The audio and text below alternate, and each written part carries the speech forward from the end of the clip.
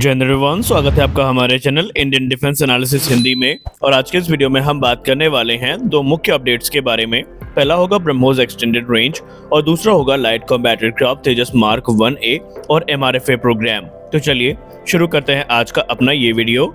जैसा कि आपको पता होगा, हमने लास्ट वीडियो में ब्रह्मोस ER वेरिएंट के बारे में बात किया था और हमने ये भी कहा था कि ये हमारे लिए महत्वपूर्ण क्यों है।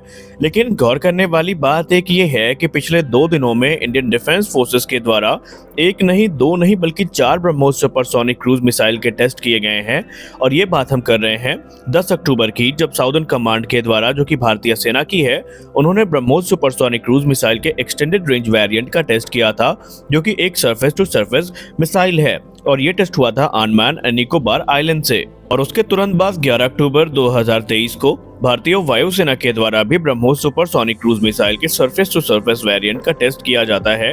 और ये टेस्ट किया गया था ईस्टर्न सी बोर्ड से, जहां पर इस मिसाइल ने जो ऑब्जेक्टिव थे उनको पूरा किया है। दरअसल समय भारतीय वायुसेना और थल सेना दोनों ब्रह्मोस सुपरसोनिक क्रूज मिसाइल के जो एक्सटेंडेड रेंज वेरिएंट है, इनको सर्विस में इंडक्ट कर रही हैं, जो कि 400 से लेकर के 500 किलोमीटर की दूरी तक एनिमी के टारगेट को डिस्ट्रॉय करने की कैपेबिलिटी के साथ में आती है। अगर रेंज से हट के बात करें तो इसकी जो हाई काइनेटिक एनर्जी है, इसके सुपरसोनिक स्पीड की वजह से वो भी इस मिसाइल की डिस्ट्रक्शन पावर को कई गुना ज्यादा बढ़ा देती है।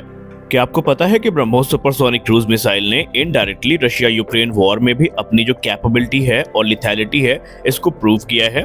जी हाँ, आप लोग चौंक जरूर गए होंगे कि रशिया यूक्रेन युद्ध में ब्रह्मोस की बात कहां से आ गई। दरअसल जुलाई 2023 में यह रिपोर्ट सामने आती है कि रूस के द्वारा P-800 ओनिक्स मिसाइल का इस्तेमाल किया जाता है, जिसे हम रशियन ब्रह्मोस भी कहते हैं। और ये जो मिसाइल है, ये यूक्रेनियन टारगेट को न सिर्फ हिट करती है, बल्कि इसका एक अलग ही खौफ हमें यूक्रेन के ऊपर देखने को मिलता है। अब आप इस मामले की गंभीरता का अंदाजा इसी से लगा सकते हैं कि यूक्रेनियन एयरफोर्स के खुद स्पोक्स पर्सन इस बात को एक्सेप्ट करते हैं कि उनके लिए सबसे बड़ा चैलेंज है कि ये जो P-800 ओनिक्स है, इसको हवा में इंटरसेप्ट करना, क्योंकि इस मिसाइल की जो स्पीड है वो 3000 किलोमीटर प्रति घंटे की रफ्तार से है। और स्पीड से हटके इसकी जो ट्रेजेक्टरी होती है वो अपने आप में यूक्रेन के लिए एक बहुत बड़ी चिंता का विषय है। क्योंकि अगर हम इनिशियल स्टेजेस की बात करें तो ये मिसाइल 14 किलोमीटर के एल्टीट्यूड पर उड़ान भरती है अगर लॉन्ग रेंज की हमें जरूरत है। लेकिन जैसे ही ये मिसाइल टारगेट के नजदीक पहुंचती है तो आपको जान के आश्चर्य होगा कि इसका जो फ्लाइट एल्टीट्यूड है वो सिर्फ 10 से 15 मीटर का ही बचता है, जिसका सीधा मतलब ये है कि प्रैक्टिकली किसी भी रेडार के लिए इसको डिटेक्ट या ट्रैक कर पाना बहुत ज्यादा मुश्किल है। और यही कारण है कि ये मिसाइल काफी ज्यादा लीथल है और दुनिया भर में इस मिसाइल का खौफ देखा गया है। और यहाँ तो लेथैलिटी की बात की, तो एक्यूरेसी के बारे में बात करना तो यहाँ पर शायद बेईमानी ही होगी, क्योंकि ब्रह्मोस की एक्यूरेसी से तो हम लोग पूरी तरीके से परिचित हैं कि ये कितनी ज्यादा यहाँ पर एक्यूरेट मिसाइल है, इसकी स्ट्राइक कैपेबिलिटी कितनी अच्छी है। और हमने अलग अलग टेस्ट में इसके बारे में ऑलरेडी बात कर रखी है। ब्रह्मोस सुपरसोनिक क्रूज मिसाइल या P-800 ओनिक्स की अगर हम बात करें तो ये एक ट्रूली यूनिवर्सल मिसाइल है, क्योंकि इन्हें एयर से भी लॉन्च किया जा सकता है, वाटर से भी लॉन्च किया जा सकता है, यानी शिप से भी लॉन्च किया जा सकता है, और जो लैंड बेस्ड प्लेटफॉर्म है वहां से भी इस मिसाइल को इजीली लॉन्च किया जा सकता है। अब आइए बात कर लेते हैं अपनी दूसरी बड़ी अपडेट के बारे में, जो कि MRFA और तेजस मार्क 1A प्रोग्राम को लेकर के आ रही है। दोस्तों, हम सब जानते हैं कि भारतीय वायुसेना एडिशनल तेजस मार्क 1A जेट्स के तरफ जा रही है और ऑलरेडी हमने इस पे एक डिटेल रिपोर्ट भी आपके समक्ष प्रस्तुत करी थी।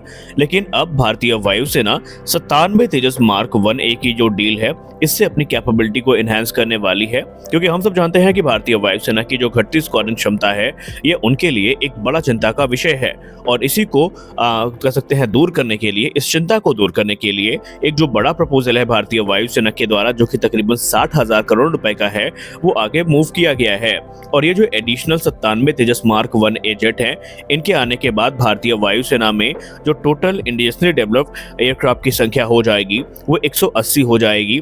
क्योंकि आपको पता होगा कि 83 की संख्या में पहले भी 2021 में तेजस मार्क 1A जेट का ऑर्डर प्लेस किया गया है, और अब 97 एडिशनल जो एयरक्राफ्ट है इनका ऑर्डर प्लेस किया जाएगा। और अगर हम तेजस मार्क 1 को भी काउंट कर ले तो ये संख्या 220 को पार कर जाती है।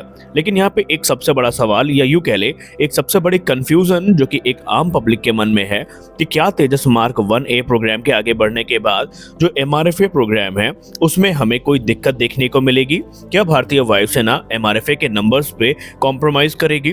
तो इसका सीधा जवाब है नहीं, क्योंकि भारतीय वायुसेना प्रमुख ने खुद इस चीज को एक्सेप्ट किया है कि ये सारे प्रोग्राम अलग अलग हैं और अपने टाइमलाइन के हिसाब से ये लगातार आगे बढ़ रहे हैं। MRFA को कोई भी प्रोग्राम, फिर चाहे वो तेजस मार्क 1 हो या फिर मार्क 2 हो, ये प्रभावित नहीं करने वाले हैं।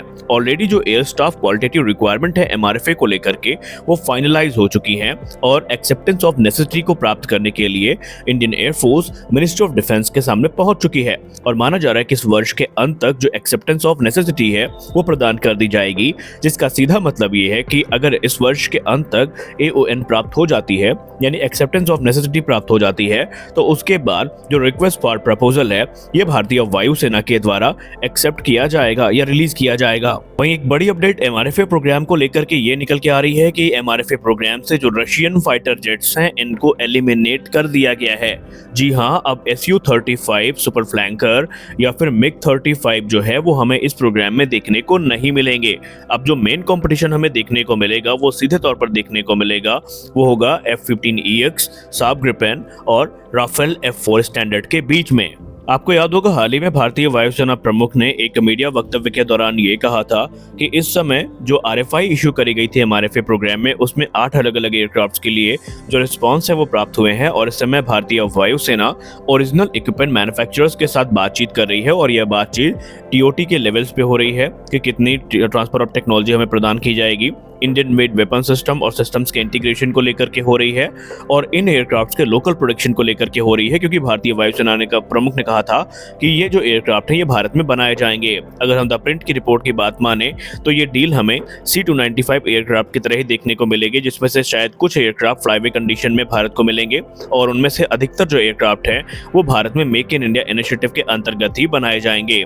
और अगर हम अभी रिसेंट अपडेट की बात करें तो इस समय फ्रेंच कंपनी दसाल्ट एविएशन के जो चीफ एग्जीक्यूटिव ऑफिसर हैं एरिक ट्रैपियर, वो भारत के दौरे पर थे 9 से लेकर के 10 अक्टूबर के बीच में। इस दौरान उन्होंने भारतीय वायुसेना, भारतीय नौसेना और दूसरी संस्थाओं के प्रमुखों से बातचीत करी है और ये कयास लगाए जा रहे हैं कि भारतीय नौसेना के जो 26 Rafale M fighter jet aircraft हैं इन पे जो अपडेट है वो हमें जल्दी देखने को मिल सकती है। खैर, अगर हम बात करें MRFA प्रोग्राम की बेसिकली तो इस समय अभी हमें तकरीबन शायद 2025 तक का इंतजार करना पड़ सकता है, क्योंकि अपडेट्स लगातार नई आ रही हैं। जैसे अगर हम परसों की बात करें तो परसों दसाल्ट एविएशन को लेकर के एक अपडेट सामने आई थी कि अगर राफेल फाइटर एयरक्राफ्ट का एक अच्छा नंबर भारत से आता है तो जो असेंबली लाइन है उसको भी शिफ्ट करने के लिए वो तैयार है, क्योंकि ऑलरेडी उनकी जो ऑर्डर बुक है वो 200 फाइटर एयरक्राफ्ट को पार कर चुकी है। और अगर हम एनुअल प्रोडक्शन रेट की बात करें राफेल की फ्रांस में तो वो 24 जेट प्रति वर्ष की दर की है, जो कि इतने बड़े ऑर्डर्स को देखते हुए इंप्रेसिव नहीं है और इसीलिए फ्रांस भारत में जो एडिशनल असेंबली लाइन है उसको प्लेस करने के बारे में विचार कर रहा है। हालांकि इस पे क्या निर्णय आता है वो तो हमें आने वाले वक्त में पता ही चलेगा। खैर, आपने इस वीडियो को अंत तक देखा, इसके लिए आप सभी का बहुत बहुत धन्यवाद। मिलते हैं अपने अगले वीडियो में कुछ और इंटरेस्टिंग अपडेट्स के साथ, तब तक के लिए जय हिंद।